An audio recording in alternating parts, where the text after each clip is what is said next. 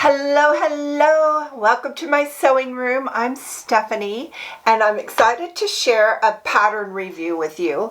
And this is a great dress. So I'm really excited to share some hacks to this pattern. So if you've been looking at this, McCalls 7969, I've got a few things to say about it. This is my second time to make it, and I didn't even know if I really liked it the first time.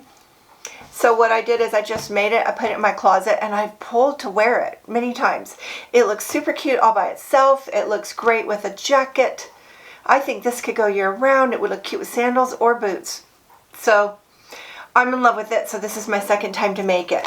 Now, I did already a hack on it when I first made it the first time, and I'm going to share that with you. I'm just going to share all my thoughts. It calls for, it's a very loose fitting pullover dress, and it calls for lawn, crepe de chine, challis, georgette, basically a floaty fabric.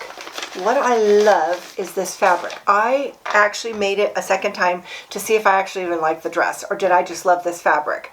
And this was it's actually a little bit stretchy, just a tiny bit, so it has a little give, but it hangs really nice. It's kind of heavy, like it hangs down, and I love that. This fabric doesn't hang as much as this fabric, and I videoed it and I thought it still looks the same, so I think it's going to be fine. The first time I made this, I did view D, which was the long maxi, and I thought I loved it, but you guys told me it was not good. And I thought, I think it's fine. And then I put it on to wear to church, and I took it off. It wasn't fine. And I knew it. I mean, I'm kind of stubborn, but I knew it. So I chopped it, and I love it. So this length works for me, and so that turns it into a cross of view. It's view B without the ruffle. It is the sleeve of view B, but the view of view A. So A has no ruffle at the hem, but it has these balloon. That's Buster. Do you know my Buster? His bed is right below you. He's just always here, but he's usually pretty quiet. I love these sleeves. Everybody loves these sleeves from view A. I'm like it on everybody else, but I'm not taken with that sleeve. I'm taken with this one. I love this sleeve. It's got a little ruffle on it. Oh my gosh, it's my favorite part of the dress. So that's view B. View C has 2 ruffles. I think I don't want 2 ruffles. That's too much. This view is really nice. Love it. So I did the same view again. Now I wrote myself some haphazard notes. I'm just going to go through it with you and just tell you. I basically followed the instructions, and the only thing I did different on this dress, the first one, is I added elastic inside, and I'm going to show you where I did that. This one I added pockets. I'm going to show you that too. So basically, this is actually an easy make. It wasn't hard. And I think I'm just going to kind of go through the instructions and give my comments that way. Is that okay? All right, let me put them in order so I quit making paper noise. Not much on this page. Okay. The first thing you do is you sew this little bodice together, and then you add whatever sleeve you're going to do. So nothing really to say there. And then you switch, after you've made your sleeve and your bodice, then you switch to the skirt. I do want to comment on this bodice when it comes to this neck binding, this neck, what do you call that? Neck binding. When I made this one, I didn't have enough fabric to do this diagonal neck binding. And then as I did watch a couple of reviews that I'm going to recommend to you, and one of them is Theresa from Lost My Thread. Her review is excellent, by the way. I would totally advise you to watch it before you make this. She was saying, why do I need this neck binding on the bias if I'm only going to interface it, which takes away the properties of the bias? Also, why do I need bias if we're going to gather at the shoulder and I need it to stay in one place? So I did not cut this on the bias, and I was concerned. It worked fine. This one I did cut on the bias, but it was all lost when I interfaced it. and I wasn't willing to cut my interfacing on the bias and waste that because it takes a lot of fabric. So I just would caution you to think, if you don't want to spend that much fabric on this neck binding, you may not need to. It's just a thought. Watch Theresa's video and her thoughts on it. I think we're of the same mind where you could possibly just not. Now on this one, I did it a little askew, so it was a tiny bit of bias, but not on the bias. That's my thought on this. And so I think next time I will cut it just on the grain because it saves fabric. And if I can skew it just a little like I did here, I'll probably do that. Does that make sense to you? Okay, so now we're done with this bodice and it goes straight to, let's see what's next. It wants you to put a little basting on this cross. So I did not use the markings for mine. I put it on. I wanted to see where my crisscross was going to be because this area is of a concern to me. When I bend over, I don't want it to flop open. And I've worn this several times and I just didn't feel like it was a problem. I mean, I didn't feel like I was constantly fussing with it. So on this one, I felt like this is more clingy fabric, just has that little bit of nylon-y stretch, and this one's a little more silky. So I thought I would try it on and do my own marking where I wanted my crisscross to be. And I like it. I like it a lot. So I'm happy with where that is. So you might want to do that too when you get to this part of basting. That's on page 3, step 25. They want you to baste it. Turn neck binding. Oh. Also, you could turn under your neck binding. It says right here on step 25, slip stitch, pressed edge over seam. I followed that instruction. So you could do that by the machine, but I like to sew by hand, and it's kind of, I don't know, it's kind of just therapeutic, the slow stitching. So I didn't mind doing that. So I did it on both of these. I hand stitched it, and you could possibly stitch in the ditch or whatever you want to do, but it recommended slip stitching, and I'm happy to do that. Now we get to the skirt. Basically, you're going to gather it and attach it to your bodice. But before you do that, if you want, you can add pockets. I'm going to show you how I did mine. So basically, I have a pocket hanging in my closet anytime I need an inseam pocket. And this is from my Hoodie Hugs, that pattern that I designed myself. So I was thinking I would just add this in. And then I watched Theresa from Lost My Thread, and she had her pockets come all the way up into the bodice so that it was not just flopping there. And I thought, I kind of like that idea, but I've never done that before. And I just decided, hey, it can't be that hard. So for pocket placement, I simply tried on my dress that I already made, and I knew where I wanted my pockets to be. If you're not sure, possibly you could just hold up your skirt and just maybe pin them together or base them together so you can kind of see where you want your hand to go. But make sure that your arm is bent a little and not all the way straight, or your pockets will be way too low. So you kind of want to stand like this. Hold on, let's see if I can show you. You kind of want to stand like you would do with your pockets. So you would kind of put your pockets like that. So that's where I wanted my pockets to go. Okay, does that make sense? So these are just inseam pockets, and once I drew the line straight up, it went straight into my waistband. And so I'm going to show you, I took a couple of little videos. I hope they turned out to show you how I did my pockets. Can I just do that? I'll just show you some snippets of me doing pockets. So this is where I want my pocket to start. So normally I would just put it in right here. But if I want it to just be a part of the front, I'm thinking of just bringing it up and having a great big pocket, and that way it won't just be flopping. So I took my pocket and I drew it out on this paper, and then I drew it to hit this waistband. So now my pocket is going to be attached here, and then I'm just going to sew it up in itself right here. Does that make sense? So this is the skirt, right sides together. This is the pocket, wrong sides together. So we're going to slip the pocket in between, and we're going to pin it just right here.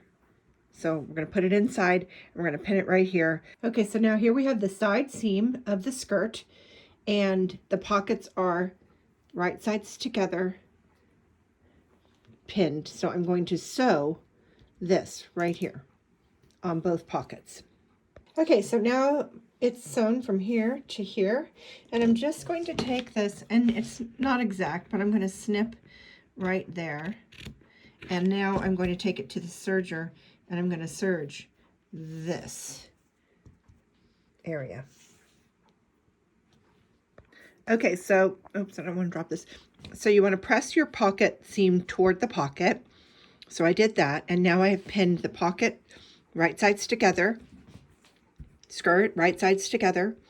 I'm going to sew with the sewing machine, pivot right there, go straight down there. Okay, so it's sewn.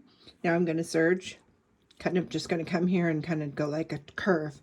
I'm not going to come up, pivot, and go down like I did with my sewing machine.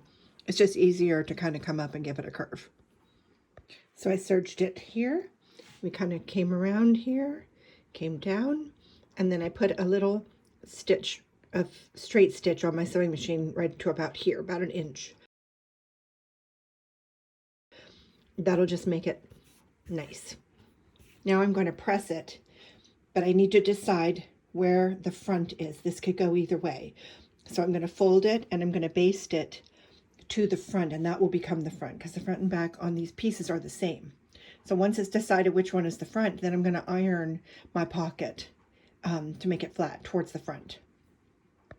So I pressed the whole seam towards the front. Now this is the front, because that's where the pocket is pressed. I pressed this whole seam towards the pocket, towards the front. And now I'm ready to go back to my instructions and attach this skirt. I love the pockets. If I make this again, and I probably will, I will put in pockets. Love them. And the way I do them is super easy. I serged all of my seam edges. I finished them. So like Minerva, I didn't watch her whole video, but she was sewing the seam and then serging it for the finish, and that's exactly what I did. I followed that. I didn't follow her whole video because I knew I was going to make changes. So let's get back to our instructions. So we're on the skirt. So that's what I did. I added the pockets, then added the skirt to the waistband, and boom, I have a dress. For hem, I folded a little like 1/4 inch, and then I folded it up like another 3/4 of an inch, and I hand hemmed it all the way around. It's just beautiful. Okay, so let's see. I told you about Minerva for a sew along, and Theresa lost my thread for a really good analysis of this pattern. We both hand stitched our neckline. I love my sleeve, she loves her sleeve, so do what you like. And we both added elastic. So let me talk about that now. I added elastic to this dress after the fact when I saw how voluminous it was, and basically what they call an apple body shape, or just I have a lot more in my bust and tummy, and so a voluminous dress just looks big on me, makes me look bigger than I am. So I needed a little shape, so I needed something to come in right here. And so what I did is I just got a piece of elastic, and I wanted my elastic to be wide because I didn't want a little thin piece of elastic. I just felt like that would not be comfortable for me. So I did a piece of wide elastic, and I feel like I'm talking real California. Well, I am in California, so I should talk like California. Okay, so let me just show you. I'm going to tell you right now, I'm mature, so I'm 63, and I'm at a place in my life where I want everything to be comfortable. Like, it has to be comfortable or I will not wear it. So if elastic is itching me or scratching me or touching me, no. So that's part of it, and part of it has always been kind of picky about that. So what I did is I got this nice piece of elastic, and I didn't close it in the front. I just serged the edges so it's not tight, like it's loose. This one's loose too. It's just, it gives. TMI, I want comfort. So basically I just held this elastic where I wanted it to fit, and what I did is I laid it down with the serged edge, and I zigzagged, stitched it all the way around. Now I did this twice because the first time I had the elastic pointing the other way. And I felt like I really wanted to make sure that this was straight. So this fabric is going straight up as opposed to flopping down, so it stick out a little bit right here. So what you want to do is make sure that the skirt piece is all the way facing up. So if you were saying press it to the bodice. So the bodice is folded and the skirt is not, so that that bulk is going straight down, and that's how I sewed it. So this just floats. It doesn't look elasticy. It's just floating there, but it brings it in, and I hardly feel it, like it's hardly even there. It was super easy. It was super easy. All I did was I took my piece of elastic and I split it into quarters, and I marked it with a pin. And then I took my waist area, and I did the same thing. I marked it in 4 equal sections. Then I just matched my 4 equal sections of my elastic and stretched as I sewed. You could make even more marks if it helps you not to feel like you had to stretch so much. But I just stretched it as I sewed, and boom, it brought it back in, which was really nice. So that's how I did my elastic. I know some of you wanted me to show that when I made this the first time. If I decided that I wanted to close this, I really didn't, because I just don't like that. Like, if I pinned it right there, it would have this, like, you can see it, you know, or you put a snap there. I want this to be loose and flowy. The whole design of this is loose and flowy. And Theresa at Lost My Thread figured out a really great way to put a closure here. So go watch her video. It has a button with elastic, so that little bit of elastic can pull, and it doesn't look like you have a button there. So if I feel a little exposed and I want to close this, I'm going to do what she said. I think that's all my instructions. Boom. So what I did here is I just wrote my notes right on my instructions. I wanted to make sure that I set my own closure so that I could close it a little more than they had it, and add pockets. Otherwise, I didn't really change this pattern at all. My review is it's easy to make. It's lovely. I would definitely go with the slinkiest fabric if you want to slenderize, because then it hangs. Instead, it's a very voluminous dress, and then it hangs. But if you are, you know, wanting it to be like big and flowy, then any fabric will do. It's really, really just easy and pretty. So I don't know. What do you think? Are you going to make it? Let me know. And if you do, I'd love to see it. Maybe you can hashtag it on your Instagram or something. I would love to see it. It's a cute dress, and I think it's super current and fun, and who wouldn't like this? It really would look good on any body shape, in my opinion. If it looks good on an apple body shape, it'll look good on anybody. But yeah, so there you go. Thank you so much for stopping by. If you're new to my channel, please give me a thumbs up and follow me by hitting the subscribe button. And if you like sewing chatting, I come back every Friday and just chat about sewing and life and whatever I've been making. And so if you like that, come back and we'll see you Friday. And thanks for watching. Good luck on your dress. I hope you have a great experience like I did. Have fun. Take care. Bye-bye.